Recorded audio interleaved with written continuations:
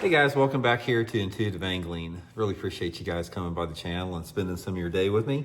And guys, today we're gonna have a discussion on green pumpkin versus watermelon. These are two of the most popular soft plastic colors out there. They are incredible fish catchers. And I'm colorblind, so I can't I can see shades of color. I know these things work.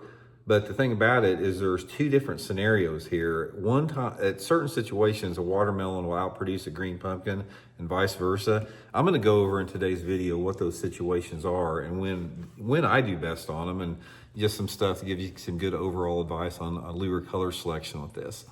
Also, guys, thank you very much, man, for everybody that has been using and bookmarking my tackle warehouse to buy your plastic worms or whatever.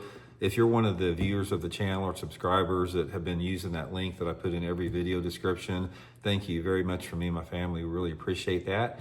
And also, guys, real quick, Solar Bat has just got another few days left on the spring sale on my signature glasses, my RB2s and RB3s in 3 different type of frame colors. 30% off. Use the promo code RandyB for free shipping and handling.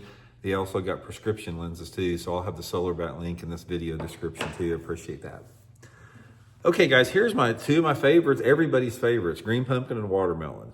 The difference is, and like I said, I am colorblind, so forgive me if I'm not exactly talking specifically what it is. But to me, both of these, they're very natural looking. This does look sort of green to me. I guess that does look watermelon to me. The difference is the watermelon is a little bit more translucent, so it's a little bit lighter. And if you hold it up to the light, like if you put it to the light like that, you can almost see through it. It's sort of a translucent looking color. So there's a couple different situations that these work in, and it's sort of a paradox a little bit. And let me describe to you why. First of all, let's talk about the green pumpkin. The green pumpkin is one color that'll catch fish in probably the most diverse water clarity ranges that there is. I've caught bass on green pumpkin in 1 foot of visibility, and I've caught fish on green pumpkin in 20 foot of visibility, and everything in between. It catches fish in a lot of different water clarities simply because it's natural looking. The watermelon, not quite so much with that, because the watermelon, most of the time I use watermelon and water visibility over about 2 foot of clarity. The only exception to that is that, and this is one of the paradoxes I'm talking about, watermelon holds dye better. In other words, if you dye the tail on a watermelon worm chartreuse, it's a bright chartreuse. And if you dye the tail on a green pumpkin, it's sort of like a baby poop chartreuse. It's very, very bright on the watermelon. So if you put a watermelon tail, a chartreuse tail on a watermelon worm, it lights it up and you can use it in more dirty water. I remember, I told the story before, but I was fishing a tournament down at the Harris chain, and the area I was fishing, I was flipping lily pads. Water was really dirty. Water visibility was probably less than 1 foot. And I was flipping a June bug colored worm in those dark patches of the lily pads in the off colored water. And my co-angler showed up with a watermelon plastic worm with a chartreuse tail on it. And I'm thinking that there's no way this dude's gonna get a bite on a watermelon worm in this dark, dirty water. He caught a limit before I caught one on that June bug. And it showed me that, how the bright chartreuse tail will light up a little bit more. But here's sort of like the generality that I use. Here's when I use watermelon. Number one, I like watermelon on a bright day. If it's sunny out or partly cloudy, or you have a lot of light intensity in correlation with water visibility of I say 3 feet, but I really like watermelon and visibility over 4 foot. So I want some type of a brighter day, 4 foot of visibility for it, and then I'm gonna use watermelon. Get a lot of bites. It's very natural, very translucent. With the green pumpkin, I'll also use this sometimes if the water visibility is over 4 feet, if it's a dark, rainy day. So let's say, for example, we're out fishing and we're at Table Rock Lake and it's 5 foot of clarity. It's sunny, I'm using the watermelon. In the same situation, if it's cloudy or rainy, I'm using the green pumpkin because it stands out a little bit more in dark. So that's sort of like the delineation with that.